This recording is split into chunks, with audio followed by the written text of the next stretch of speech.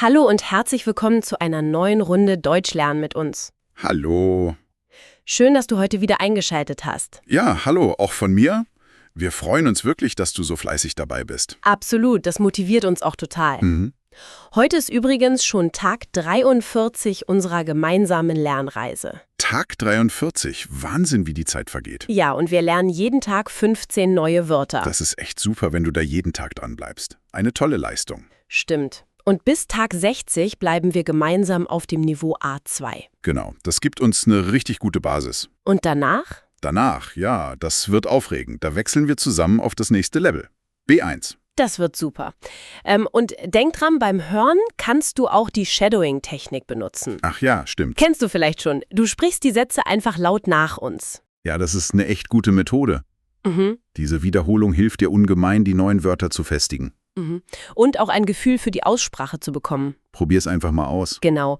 Okay, dann lass uns direkt starten, oder? Ja, legen wir los. Was haben wir heute? Unser Thema für heute ist ganz zentral. Grundwortschatz, Kommunikation. Ah, Kommunikation, sehr wichtig. Ja, perfekt für dich, wenn du gerade auf dem Niveau A2 lernst. Okay, da schauen wir uns heute zusammen 15 wichtige Wörter an. Mhm. Wörter, die du immer wieder brauchst, wenn du dich auf Deutsch unterhalten willst. Oder schreiben. Oder was verstehen möchtest. Genau, wir helfen dir, sie gut zu verstehen und auch anzuwenden.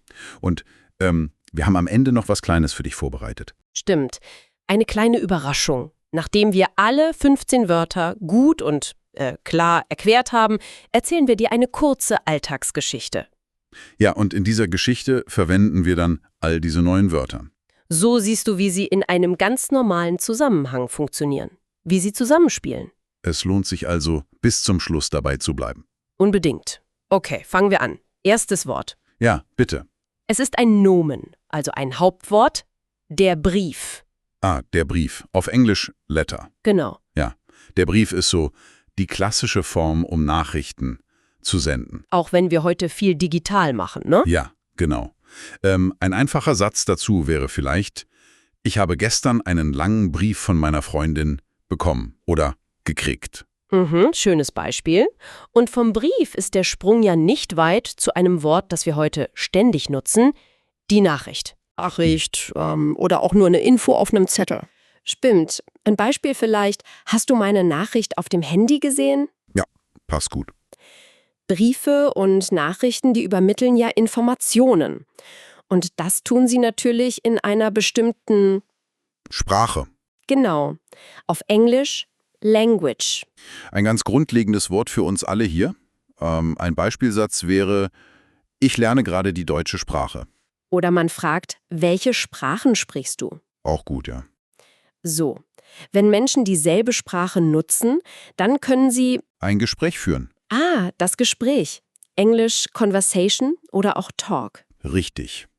Ja, genau. Ein Gespräch findet statt, wenn zwei oder mehr Leute miteinander reden.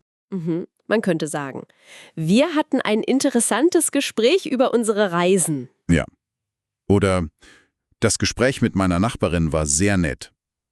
Ganz alltäglich. Und eine sehr moderne Form der schriftlichen Kommunikation, die wir fast jeden Tag nutzen, Ich weiß. die E-Mail. Genau. Das ist ja international verständlich. Auf Englisch E-Mail. Stimmt, das Wort kennen echt die meisten.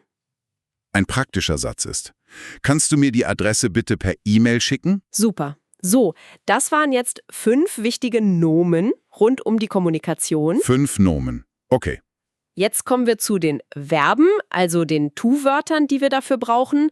Das Grundlegendste ist sicher sprechen. Ja, klar. Sprechen. Englisch.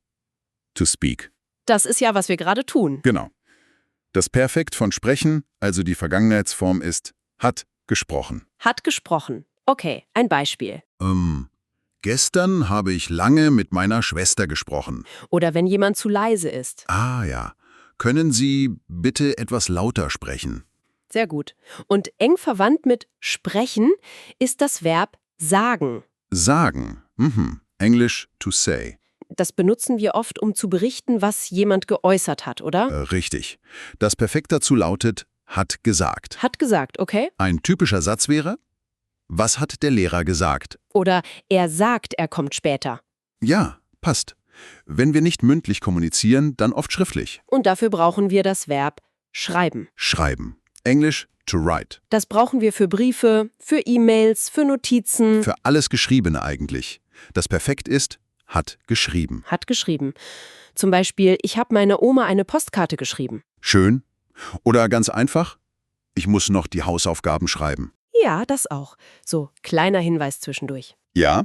Wenn dir dieser Podcast gefällt, dann abonniere doch bitte unseren Kanal und gib uns einen Daumen nach oben. Ja, das würde uns sehr helfen.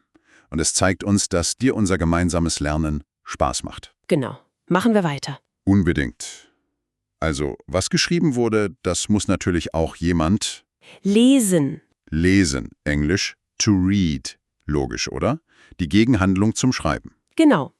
Das Perfekt von lesen ist Hat gelesen. hat gelesen. Ein Beispielsatz. Am Wochenende habe ich ein ganzes Buch gelesen. Wow.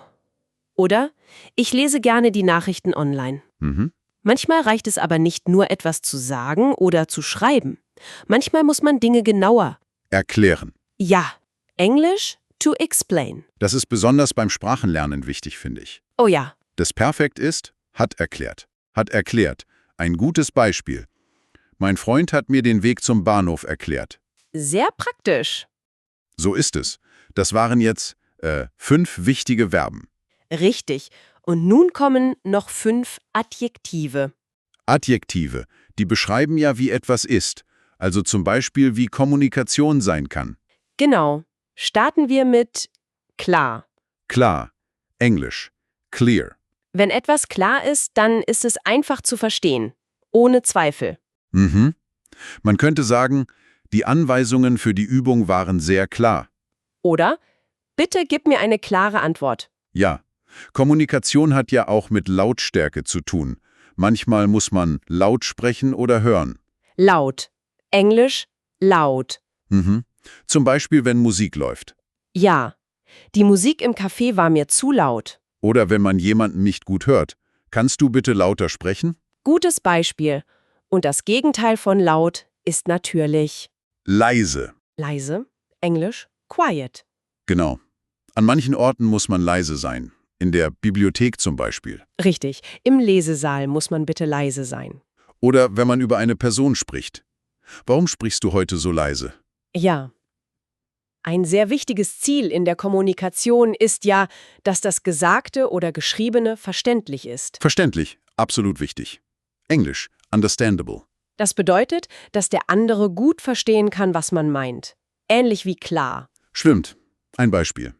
Er spricht schon sehr verständlich Deutsch, obwohl er erst kurz lernt. Das ist toll. Oder die Erklärung im Buch war gut verständlich. Okay. Und unser letztes Wort für heute beschreibt einen wichtigen sozialen Aspekt. Ah ja. Höflich. Höflich. Englisch polite. Sehr wichtig. Ja, Höflichkeit ist wichtig, damit Gespräche angenehm sind, dass man Respekt zeigt. Genau. Ein Satz dazu? Es ist wichtig, in E-Mails höflich zu schreiben. Ja. Oder der Verkäufer war sehr höflich. Passt auch? Super.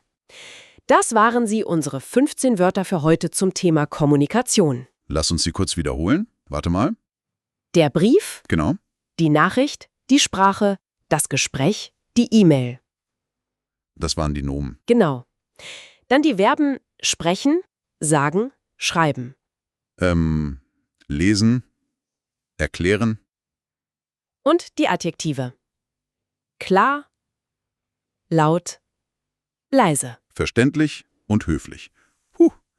Geschafft. Sehr gut. Eine wirklich nützliche Sammlung von Wörtern, oder? Absolut, die werden dir im Alltag sicher oft begegnen. So, und jetzt, wie versprochen, kommt unsere kleine Geschichte. Ah ja, die Geschichte. Wir versuchen, alle diese Wörter darin unterzubringen. Hör gut zu und versuch mal, die Wörter wiederzuerkennen. Genau, spitz die Ohren. Hier kommt die Geschichte. Ich fange mal an, ja? Gerne. Also, Lisa bekommt einen Brief aus Italien. Sie freut sich sehr und öffnet ihn sofort. Mhm. Es ist eine lange Nachricht von ihrer Freundin Sophia. Sophia schreibt über ihren neuen Job. Okay. Lisa liest den Brief ganz leise in ihrem Zimmer. Die Sprache ist Italienisch und Lisa lernt ja gerade erst Italienisch. Ah, okay. Manche Sätze sind dann noch schwierig für sie. Lisa denkt, ich möchte Sophia schnell antworten. Sie möchte eine E-Mail schreiben. Aber was soll sie sagen? Sie möchte auf jeden Fall höflich sein. Logisch. Später telefoniert Lisa mit ihrem Freund Paul. Sie sprechen über den Brief und diese schwierigen Wörter. Zum Glück kann Paul gut erklären. Er spricht immer sehr klar und auch verständlich. Super. Mitten im Gespräch bittet Lisa aber, Paul, kannst du bitte etwas lauter sprechen? Ich höre dich so schlecht. Okay. Paul wiederholt seine Erklärung dann laut und deutlich.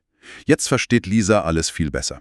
Sie setzt sich an den Computer und schreibt eine nette, verständliche E-Mail an Sophia nach Italien. Und sie achtet natürlich darauf, sehr höflich zu sein. Ende der Geschichte. Schön. Das war unsere kleine Geschichte. Ich hoffe, man konnte gut sehen, wie die Wörter so im Alltag auftauchen. Ja, und wie sie zusammenpassen. Genau, das war das Ziel, die Wörter mal in Aktion zu zeigen. Und jetzt bist du wieder dran. Übung macht den Meister, wie man so schön sagt. Absolut. Schreibt doch bitte eure eigenen Sätze mit den neuen Wörtern in die Kommentare. Unter dem Video oder der Audiofolge. Ja, bitte. Wir sind immer total neugierig, eure Beispiele zu lesen. Und wir freuen uns natürlich riesig, wenn du unseren Kanal abonnierst. Ja. Und wenn dir diese Folge gefallen hat und geholfen hat, dann gibst uns doch gerne einen Daumen nach oben. Das ist echt eine tolle Motivation für uns. Und sei auch morgen wieder dabei, da haben wir wieder ein sehr spannendes, aktuelles Thema für dich. Oh ja, was denn? Umwelt und Recycling. Ah, wichtiges Thema. Da schauen wir uns dann wichtige Wörter an rund um Mülltrennung, Nachhaltigkeit, unsere Natur. Genau. Das wird sicher wieder sehr nützlich für deinen Alltag hier in Deutschland. Also, bleib unbedingt dabei. So, das war's für heute von uns. Vielen Dank fürs Zuhören und fürs fleißige Mitlernen. Mach's gut, pass auf dich auf und bis morgen. Tschüss! Tschüss.